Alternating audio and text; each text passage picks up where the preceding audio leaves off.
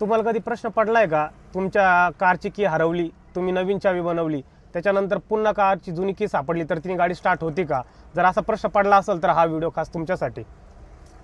कारची न्यू की ही की आम्ही बनवली होती 1 महिन्यापूर्वी, हिच्यावर गाडी स्टार्ट होती आत्ताच्या कंडिशनला. आणि ही जुनी की आहे, कस्टमरला आत्ता सापडली घरामध्ये, कस्टमर घेऊन आली ही की. तर आम्हाला याच्यावर चेक करायचं, तुम्हाला चेक करून दाखवतो की जुन्या कीवर गाडी स्टार्ट होती का. आता सुरुवातीला आम्ही नवीन की जोडली आहे, कीचा लाईट बंद आलाय, याचा अर्थ गाडी स्टार्ट होणार. गाडी स्टार्ट झाली, आरपीएम फोकस, गाडी स्टार्ट झाली. आता जुन्या कीवर आपण गाडी स्टार्ट करून पाहू.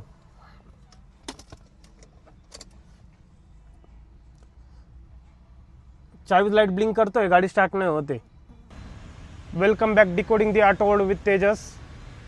आजच्या कंडिशनमध्ये BS6 आणि मॉडर्न कार्डमध्ये एक न्यू इमोबिलाइज सिस्टम आहे.